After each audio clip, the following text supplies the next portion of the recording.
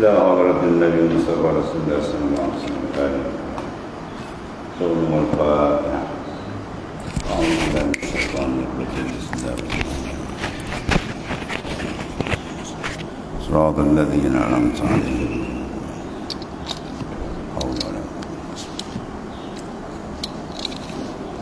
Sawabun.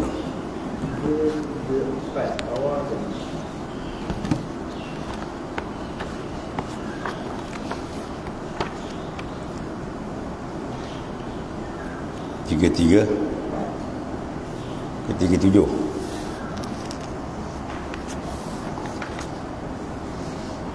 Betul.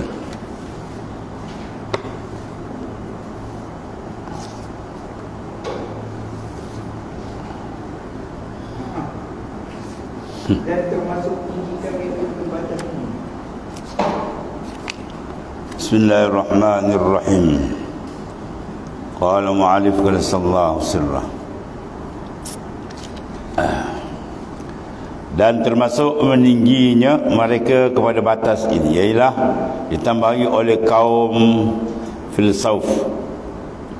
Maka mereka mentakwilkan tiap-tiap yang datang mengenai akhirat dan mengembalikan semuanya itu kepada penderitaan fikiran dan jiwa dan akliyah dan rohaniah dan kesenangan-kesenangan fikiran lazat akliyah.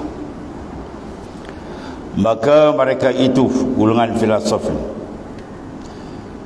mengingkari pengumpulan segala jasad. Dia kata nikmat tu nikmat akal je. Azab tu azab mana jiwa kita, itu katakan neraka itu. Mana dia ingkarkan kewujudan hakiki syurga dan neraka, maka kafir wan sesat.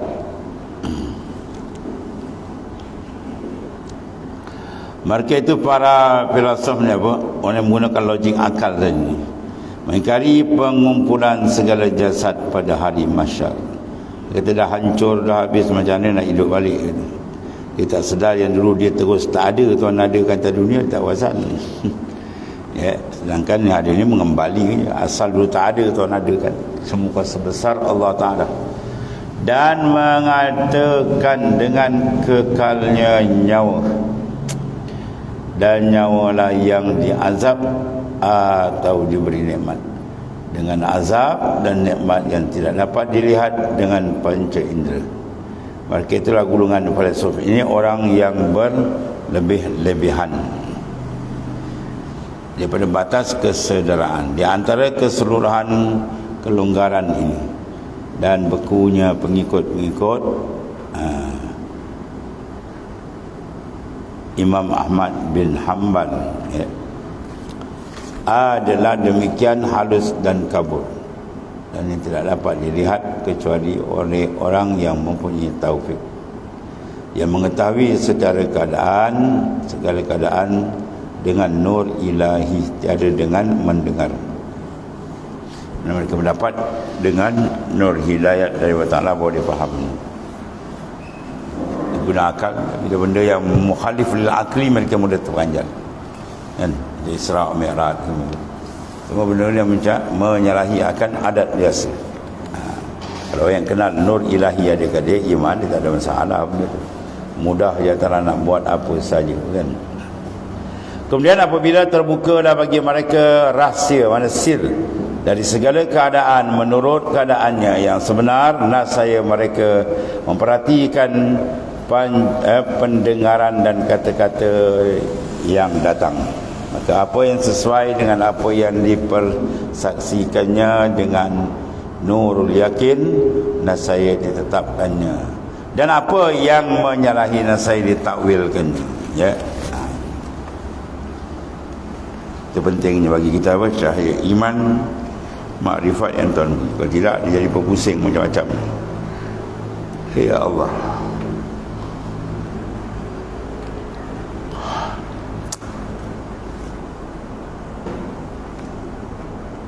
Adapun orang yang mengambil makrifah,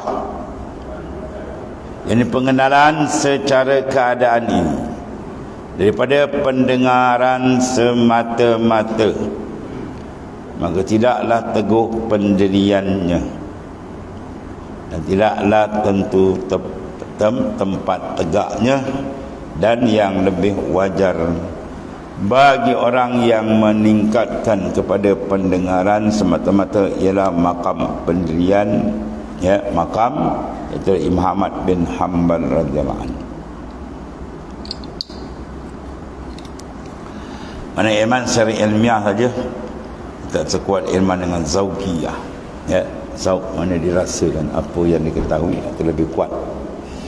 Sekarang maka pembukaan tutup dari batas kesedaran mengenai segala keadaan adalah termasuk dalam ilmu mukasyafah. Ilmu mukasyafah ilmu lebih kuat, dipanggil peringkat daruri, dan perbicaraan mengenainya itu ia akan panjang daripada itu, maka tiada kita menceburkan diri ke dalamnya. Yang maksud sekarang, ia kata Imam Ghazali, ialah menerangkan penyesuaian batin dengan zahir. Batin ini tidak bertentangan dengan zahir, maka dengan 5 bahagian tersebut, ya, telah terbukalah banyak hal. Tengok, apabila kita berpendapat bahawa meningkatkan sekadar mencukupi bagi orang awam di atas penjelasan akidah yang telah kami huraikan, dan mereka tidak bererti lain dari itu pada tingkat pertama, kecuali apabila ditakuti gangguan dan berkembangnya bid'ah, maka dinaikkan pula tingkat kedua, kepada akidah, di mana di dalamnya bersinar cemerlang dengan dalil-dalil yang ringkas. Mana dalil sekadar yang mencukupi, tiada pengen mendalami dah. Dari ijmali mungkin, bagaimana dibahas dalam Usuluddin yang telah lepas.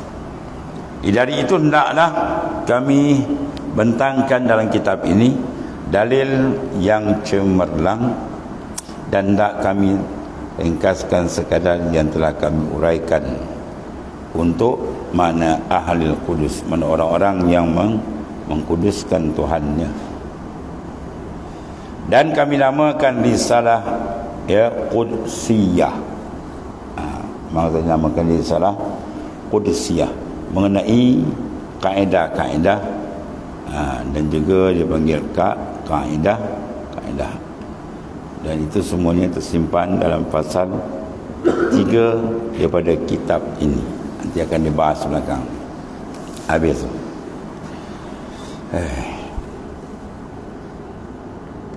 Dalam pasal yang ketiga, dalil kitab, itulah kaedah-kaedah akidah mengenai dalil-dalil yang cemerlang buat akidah, yang telah kami terjemahkan dengan kudus. Maka kami mulai terjemahkan dengan mana kudus suci, dengan nama Allah yang Maha Pemurah lagi Maha Penyayang. Segala puji bagi Allah Ta'ala yang menganugerahkan perbezaan bagi pecinta sunnah dengan nurul yakin, dan melebihkan pendukung-pendukung kebenaran akan petunjuk kepada tiang-tiang agama, dan menjauhkan mereka dan penyelewengan orang-orang yang menyeleweng daripada kesesatan orang-orang yang tidak bertuhan. Jadi memberi taufik kepada mereka untuk mengikuti jejak penghulu segala rasul, iaitu Rasulullah SAW, dan meluruskan mereka untuk menuruti para sahabat yang mulia yang dijamin oleh Nabi sallallahu alaihi wasallam. Ashabi kan nujum bi ayyi muqtadaitum ihtadaitum. Sahabatku seperti bintang di langit, yang mana kamu ambil saya kamu dapat petunjuk. Sahabat yang mulia. yang memudahkan bagi mereka mengikut peninggalan ulama-ulama terdahulu yang saleh, sehingga mereka berpegang teguh dengan yang dikehendaki akan mana fikiran dan tadi yang kukuh, yang kuat dengan perjalanan dan akidah ulama-ulama terdahulu dengan jalan yang nyata. Ini akan dibahas, itulah pembentangan tentang akidah mengikut salaf. Habis. Maka dikumpulkan mereka dengan penerimaan di antara natijah-natijah akli, benda yang dapat oleh akal, dan kendak-kendak syariat yang dinakal, yang diambil daripada pokok agama Quran dan hadis Nabi SAW.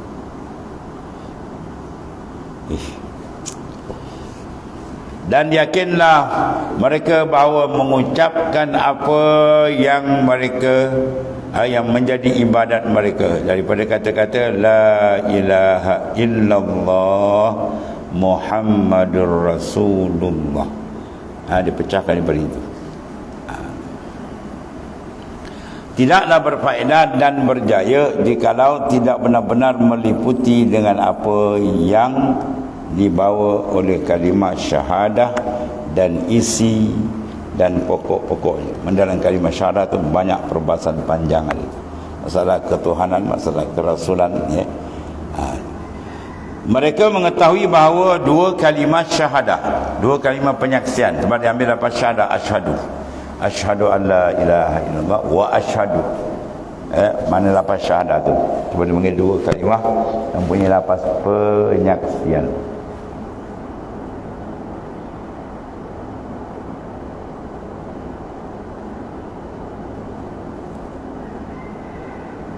Jadi mereka mengetahui bahawa dua kalimat syahadah di dalam kesingkatan ringkas saja, tapi mengandungi keyakinan wujuduz zat, wujudan zat Allah Ta'ala, sifat-sifatnya, af'alnya, dan mengandungi keyakinan kebenaran Rasul sallallahu alaihi wasallam. Kalimah yang pendek sebab tu padu dia besar, natijah dia pun banyak, kehasilan dia pun besar. Mereka mengetahui bahawa dua kalimah syahadat itu dalam kesingkatan dia, singkat, dan mengandungi mana keyakinan wujudan Ta'ala, sifat af'al dia. Dan mereka mengetahui bahawa pembangunan keimanan itu ada di atas sendi-sendi rukun, ya, yang banyaknya 4. Dan masing-masing rukun itu terkisar di atas 10 asas. Rukun yang pertama apa? Itulah mengenai ma'rifah. Yang pertama mengenai ma'rifat akan Allah SWT, zat Allah SWT, dan berkisar di atas 10 pokok. Ada pecah lagi banyak. Mengetahui dengan wujud Allah SWT. Mengetahui dengan mana pun, meyakini, berpegang sungguh.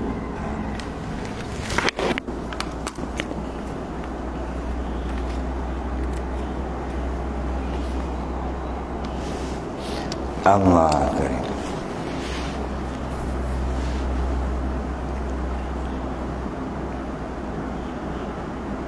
Iaitulah zatnya, qadimnya, baqa'nya. Qadim mana sedia kala dan kekal, dan tiada jauhar dan jisim. Mana zat Allah Ta'ala sifatnya dia bukan jenis jauhar dan jisim. Jauhar mana dan jisim mana benda yang mengambil tempat, mengambil pihak, ada kecil ada besar, maka Tuhan bukan itu, ya. Mana Ta'ala laisa kamitslihi syai', dengan mana laisa bijirmin walal arad, dia bukan jirim dan bukan arad. Jirim zat baru, arad sifat baru, maka Tuhan maha suci daripada yang bersifat dengan sifat segala makhluk yang baru, yang lemah. Dan tiada arad. Arad mana arad? Sifat yang baru, sifat makhluk dipanggil arad. Dalam lafaz sifat dia istirak. Lafaz sifat boleh digunakan, kita gunakan sifat yang qadim, sifat belakang yang hadisah, yang baru, sifat kita.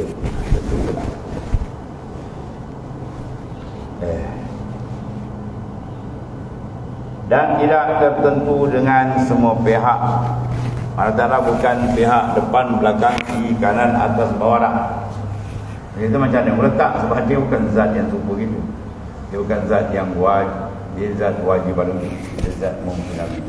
Maka bila ada dua benda jauh bersamaan bersamaan. Tetap di atas suatu tempat. Dia dilihat dan maha besar. Dia Ta'ala akan dilihat dia. Dan dia yang maha tunggal dalam ketuhanan. Walaupun rasa dia apa tempoh ini tunggal. Kalau tak tunggal yang ada sini. Kalau makhluk maknanya Tuhan berbilang dia ada makhluk kita kan lagi. Sebab bila makna Tuhan yang mesti semua duduk bawah tu. Kalau ada dua makna tidak umum antara makna ketuhanan. Kata makna ketuhanan mana mungkin ada segala makhluk. Kita mengeluarkan makhluk berada ialah zat yang bersifat ketuhanan. Itu rukun yang kedua, rukun kedua mengenai sifat-sifatnya melengkapi kepada 10 pokok, iaitu mengetahui bahawa dia itu hidup, hayat, dan dia tahu mana yang berkuasa, berkendak, mana itulah beradat, mendengar, sama, melihat, basar, berkata kalam, maka maha suci dan bertempat. Maha suci pada bertempat sifat yang bahagia padanya semua. Qadim dalamnya, ilmunya dan kekayaan. Kenapa qadim? Maha awwal. Wujudannya tidak didahului oleh ketiadaan. Sebab kalau wujud dimula dengan kita. Kalau wujud itu benar, dia ada awal, bermakna dia lemah. Awal, mana asal dia tak ada. Dia nak berjaya mesti ada makna yang kuat. Ada pun tak berlaku Tuhan begitu. Tuhan dia, wujud dia adalah asli, wujud asal, sedia ada. Bukan wujud dia adalah wujud yang arif baru datang. Wujud semua makhluk adalah baru datang, asal sekali. Itu beza. Bila begitu maknanya dia berhajat. Jadi Tuhan tak boleh dikatakan dia sifat dengan sifat makhluk. Sebab membawa pada lemah.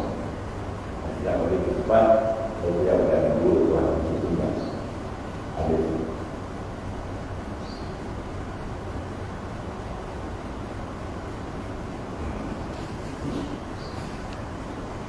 Dan rukun yang ketiga ialah af'an, mana perbuatan berkisar di atas 10 pokok lah.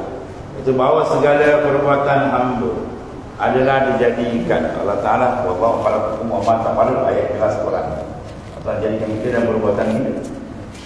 Kerana bahawa segala perbuatan itu adalah usaha bagi hamba.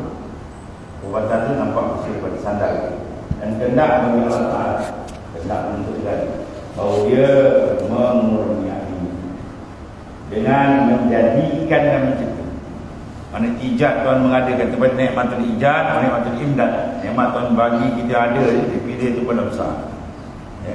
Jadi maknanya tidak ada satu benda yang terlepas dari Allah yang kita kena pandang.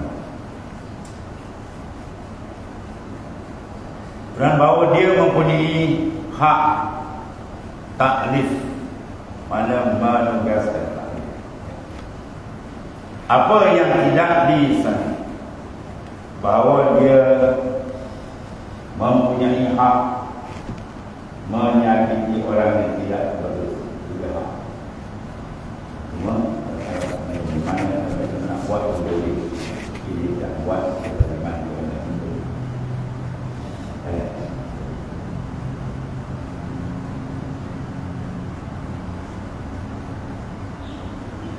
Kemudian tidak wajib atasnya menjaga yang lebih baik. Mana antara tak wajib ada dia nak bagi baik ni lah, cuma harus nak bagi pun tak nak bagi tak. Dia tak terikat. Bahawa tiada yang wajib melainkan dengan apa yang telah diwajibkan agama, bahawa semua menuliskan Nabi-Nabi, ya, dan juga itu dipanggil juz jaiz. Apa jaiz? Suatu yang boleh saja, bukan satu kewajiban. Tuan ada bangkit boleh, ada bangkit tak boleh. Bila bangkit rahmat. Bahawa kenabian Nabi besar kita Muhammad SAW benar dan dikuatkan dengan mukjizat-mukjizat perkara yang lemah dan mudah khusus. Bagaimana kita semua dan sirah banyak. Kemudian rukun keempat, yang akhir sini apa mengenai sam'iyat, benda yang kita dengar, hal yang didengar daripada agama. Surga, neraka semua dengar, kita tengok. dan berkisar di atas pokok 10 pokok. Itulah adanya pengumpulan, kebangkitan, kumpulan masyarakat, bangkit balik yaumul ba'ats. Allah.